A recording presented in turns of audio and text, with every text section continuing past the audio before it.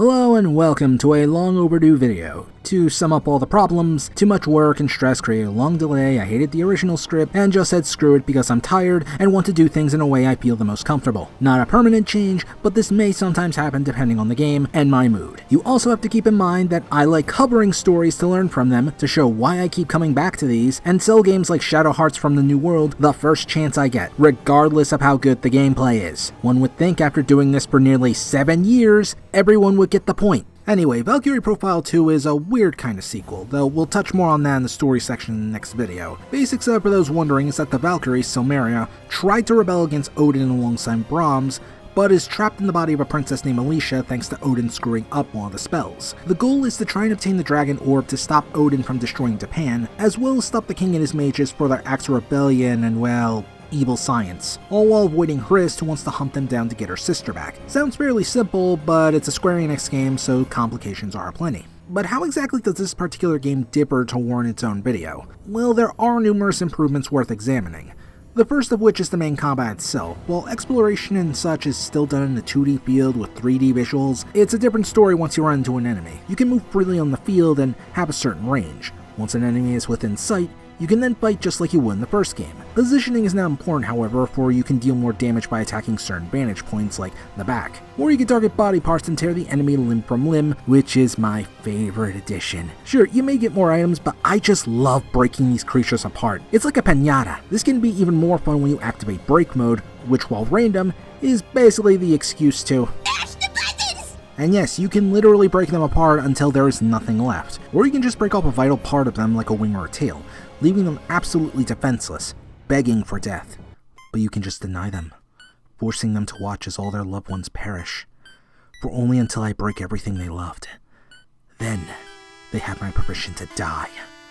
Or maybe they will live on, forever scarred, forever living in fear and torture, just like the enemies they feasted on not long ago. Can you tell I haven't had therapy in a long time? Why do you think I'm not doing this on camera? Some enemies can regenerate or become stronger though. The trolls in particular are able to regenerate their lost limbs. You also learn new moves as you level up, meaning you are free to customize your combos however you wish to make the most out of collecting crystals. Though sadly, it lacks practice mode, so you have to go into real fights to test out the full effects. While you can change gear in a fight, I would have preferred to be able to change combos and spells too, since otherwise it kinda makes the fights more tedious. The idea of customizing the movesets of characters is still a good one, always helping to push me to leveling up faster to see what kind of new toys I could play with. Moreover, while it is possible to mash buttons for success, that's only with the right moves available, for some can ruin the combo, and you'll have to adjust accordingly. While I didn't experiment too much, there is room to keep improving and finding ways to take down the enemy with any other class besides mages. Speaking of which, sadly, there are no lancers save for one character who was a spoiler, and due to the lack of classes, it also means it's totally possible for some moves to feel extremely similar. Characters do learn techniques in different ways, so there is room to try and experiment with them. However, you'll soon see why I didn't do much of that. Though at this point, I'm just glad to have moves unable to clip out like in the previous game, so my hits feel way more solid,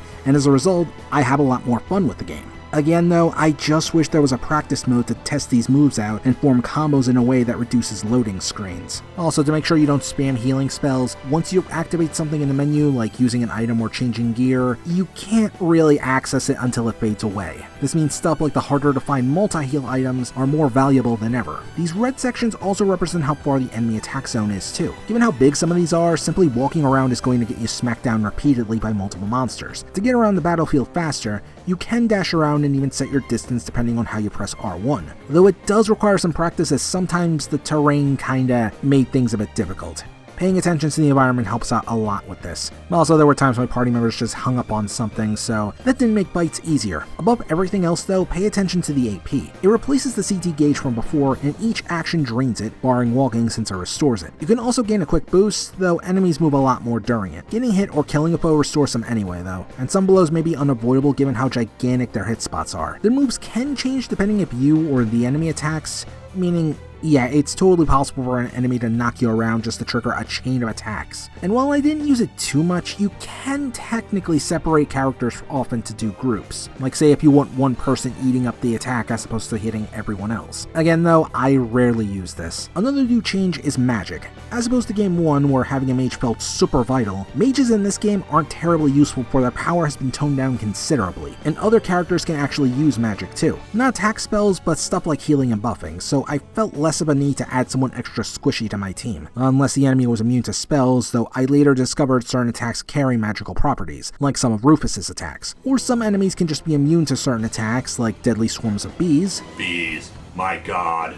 In all the years I've done this, I never expected to find a use for that. The mage isn't a complete burn, and they can be helpful in the early game for enemies like this. It's just by the end, I realized I could easily just replace them with someone who would give me the damage I wanted for the team. If you say screw mages though, you aren't completely screwed. Just rush over to the yellow zones around the area and flee the fight. However, since we are transitioning to more of a linear RPG, enemies this time don't just simply disappear like in the last game, so the enemy could very well find your ass again. And since we aren't in a linear RPG, there aren't multiple endings, and there sadly aren't multiple difficulties either. If you want the game to be harder, you'll have to play on New Game Plus too, and the damage output between you and the enemy is a bit more balanced this time. You also can't use a Soul Crush all the time now, and even if you could, they aren't godly powerful like in the last game. You need a special weapon that's able to do so. And sometimes you may want the weapon that naturally hits harder over the Soul Crush, especially if they offer a good special ability. There's also this thing with the yellow and red dots on the right. This determines how many crystals you get after a fight. So if you suck at stringing together combos to gain these, there's always trying to beat the enemy ASAP for more experience. You are encouraged to beat the leader as fast as possible to get a special item, which can be helpful and gain the most amount of crystals. There's not even a need to beat up the other enemies either unless they are too troublesome, or you just want the materials they drop. Now regarding the Einherjar, unfortunately this is what made me believe Lenneth was a better game, and honestly, I still feel it's handled better over there. As per how this works into the gameplay, you go into dungeons, find a glowing weapon, and then simply summon them, and that's it. No one gets any detailed cutscenes, they are just in your party. If you want to know their backstories, you can do so through the profile, and to be fair, some of this stuff can be interesting, and some can be incredibly dark, like Mithra here, who, I think he might be from Drakengard given this crap holy. Getting Einherjar is actually randomized in most cases. Based on what I observed from game facts, you have a certain percentage of gaining one of these characters, each one with a different backstory and skill, meaning some have the potential to be better than others. The problem is their genericness. Rather than all of them having unique soul crushes, a lot have the same exact one, maybe with a different color or something if you're lucky. Mages are the exception, for spells no longer determine what the great magic is like, and even if they didn't have the same animations, a lot do share the same voice actor, which only adds to disappointment with these Einherjar. The good news is that some of these guys can have conversations with one another in the middle of a fight, helping to add some more fun lore. When you piece together who was involved with who, I admit that can be interesting in a way, but I still prefer Game 1 way more over this particular element. Still, the Einherjar here are from centuries ago and have next to no involvement with the main plot, so I'm not surprised this was scaled back a tad. However, because Einherjar don't gain experience at the same time, unless you have a certain item, I rarely experimented with these characters. You can also just release the Einherjar after a certain level. This basically revives them and they will be able to live in the real world, and you can even talk to them. Yeah, their usefulness just kinda ends. You might be able to get some items later on by visiting them in towns and dungeons, but I barely got anything worth using. The real draw releasing them with halfway decent gear is to get stat boosting items, which can be helpful, but not really necessary to beat the game. Hell, I only did it just so I had footage showing it off. And some may require a higher level than others, requiring more grinding, and sending them off ASAP may yield in crappy rewards. Grinding for them already sucks, but then we get to skill grinding. Before that, I want to explain some stuff about shopping. Each shop allows you to sell certain materials gained from monsters to help in creating new items. In addition to better gear, they are all color-coded too, so having a set of red gear, for example, can boost the effects of red accessories too. That's already an interesting mechanic, yet they add a bit more. Depending on the accessories linked together in addition to the colored gear, you can learn different skills and then equip those to give you an extra edge in battle. That sounds really cool until you try learning the skill, which can sometimes take hours. After a certain point, I realized how badly I needed some skills to fight against certain enemies since the fights were dragging out. It's why I eventually stopped using a mage just so I could fight more effectively with stronger foes. And even against enemies immune to physical attacks, the mages were barely doing anything anymore, forcing me to grind for the skill Ghostbuster to make my playthrough significantly easier. This was an annoying process that kinda killed the pacing for a while, spending hours to get skills for these characters, and this also killed my drive to send my Einherjar back to the world of the living. I had to save that for near the end end of the game just so I had a good grinding spot. Just do yourself a favor and learn Ghostbuster and Toughness ASAP. You'll thank me later. Here's the thing regarding my issue on grinding. While I grinded in Valkyrie Profile 1, it isn't really needed that much and I played on hard.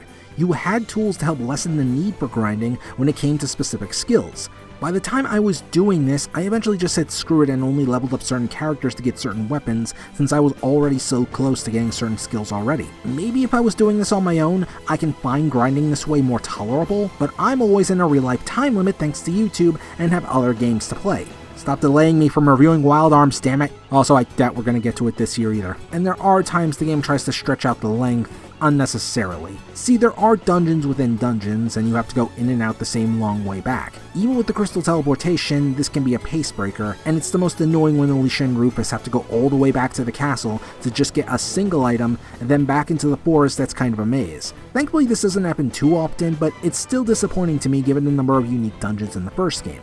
If you're worried about a ton of puzzles in this game, there really aren't that many. Compared to Game 1, the sequel isn't anywhere near as taxing when it comes to completing a dungeon, save for maybe 2 places. Unlike Lenneth, Silmeria's crystals help to warp herself to swap with objects and monsters, and once a monster is destroyed, they just leave behind the Dark Soul, which can then be frozen and used as a platform. While there are a few puzzles in the main story, in order to get certain treasures, you gotta find ways to get to the item, and this is where the game starts to become more challenging, yet also more rewarding. I had to figure out the right placement for all these souls, where to stand, or even learn the bouncing patterns of the shots to get to an enemy for a successful warp. There are times I both love and hate this system, and in the end, I still freaking love it. Plus this does help in traversing dungeons faster too if you just want to blitz by enemies. Unless you run into the annoying crawlers anyway. But even these dungeons can be customizable, to some extent. By that, I mean these spears. Each one contains a certain ability that can positively or negatively affect the holder. There are also these diases, I don't know the plural for that,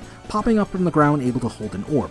Pop one in there and now the effects transfer to the enemy. So if you say want an enemy to constantly lose health while fighting them, you can totally do that and nothing is stopping you. Well, besides the hordes of enemies blocking your progress. This is my favorite thing about this game, as you can easily make the game as hard or easy as you want it. Remember the crystals you're trying to aim for in fights to get more experience? They serve a double purpose. Yeah, you collect those to be able to essentially buy these orbs for future use, and if you want more slots to carry more of these stones, you have to take your time talking to citizens to access new areas with new bosses, or in some cases, fighting stronger versions. No real story to these, but at least there are some benefits, I guess. You also have a limit to how many can be taken out from this thing, which only increases once you free more seal stones, so you have to choose wisely, unless you want to keep grinding, though you are free to work with what you have.